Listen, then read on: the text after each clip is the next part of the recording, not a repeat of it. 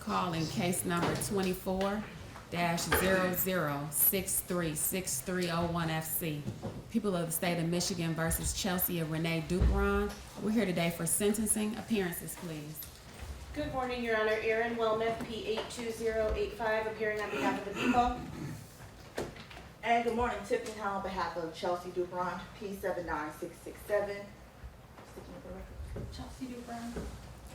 All right, good morning to all of you. Today is the day and time set for sentencing. Have you had an opportunity to review the contents of the pre-sentence investigation report with your client? Yes, I have. Any additions, deletions, or corrections to be made? No. And from your standpoint, can I rely on the accuracy of the PRVs, the OVs, and the sentencing guideline range being 162 to 270 months? Yes. On behalf of the people? Your Honor, no changes to the body of the report. I do have some changes to the scoring of the offense variables.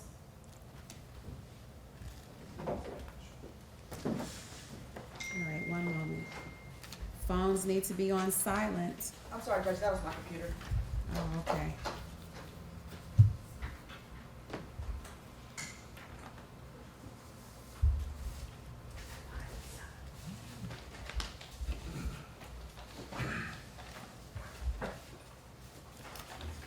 All right, go ahead, Ms. Wilmuth. Your Honor, the first offense variable is OV5 for psychological injury to member of victim's family. That was scored at 0 points. The people believe that should be scored at 15 points. The court is in receipt of multiple letters from family members. Also, the court will be hearing from 2 family members today, so certainly if you would like to hold that in abeyance until you hear from those family members. But I think even just based on the letters, it is clear the suffering that both sides of this family have endured as a result of Lila's death. This was a brutal homicide, a tragic way to lose a child that you love, and I think that the psychological injury would be evident. And as this court knows, actual therapy is not required, so we do believe that should be scored at 15 points. Anything on behalf of Ms. Duperon? 1 second, Your Honor.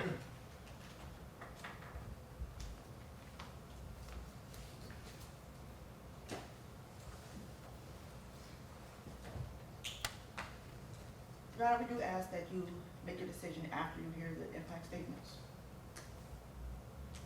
to determine whether or not there's actually been psychological damage. Or, I'm sorry, psychological injury. Certainly.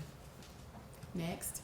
Thank you, Your Honor. The other OV that we don't believe is properly scored, sorry, Tiffany, also OV6. OV6 was scored at 50 points. Based on the plea to second-degree murder and the intention required for second-degree murder, that should be properly scored at 25 points. Any objection? OV6 moving from 50 to 25. No objection. OV6 will be scored at 25. And then lastly, Your Honor, OV7 for aggravated physical abuse. That was scored at 0 points. The people believe that should be scored at 50 points. The assault on Lila was brutal. This court had the opportunity to see pictures in relation to a motion that was filed by previous counsel, a motion to exclude the autopsy photos and scene photos, to which we litigated and the court viewed those photos. There were well over 200 autopsy photos, and the people had narrowed them down to somewhere in the 60s, not being cumulative, because there was not one spot from head to toe that was not bruised or marked on Lila. And I think the court has seen that evidence and can see the sheer brutality. Not to mention the autopsy report, which was admitted as a plea exhibit, which outlines the severe nature of the injuries that Lila suffered in this case. On top of that, after the assault, the evidence shows that Lila was left in a bed not taken in for any medical treatment, and even so much so put in diapers because she could not use the bathroom. So Lila suffered, and she was attacked brutally, and I think certainly if any case warrants 50 points on OV7, this case does. Thank you. On behalf of Ms. Duperon, any objection? Yes, Judge. So OV7 does require that the victim was treated with sadism, torture, or excessive brutality. And according to the notes inside for OV7, it says that sadism is conduct that subjects the victim to extreme or prolonged pain or humiliation and is inflicted to produce suffering or for the offender's gratification. There's been no evidence in this record that Ms. Duperon did any of this to prolong Lila's suffering for any type of gratification, that it was done for humiliation, and it was not done in torture either, Judge. I do agree, I do understand the prosecutor's position regarding the bruises and the end result of what happened, Judge. And I know that this court has seen the autopsy photos, but Judge, the autopsy photos come after Lila had already passed, and all of rigor mortis and mortis, all of that stuff sets in, Judge. So I don't think that's an accurate picture of how Lila may have looked after the actual incident occurred. Additionally, I don't believe what happened afterwards was torture or done for gratification. This was, although Lila was not taken to the hospital, Ms. Duperon did try to help her and did try to nurse her back to health. So that alone, Judge, goes against her intent to torture or to prolong Lila's suffering. So I don't think 50 points is appropriate here.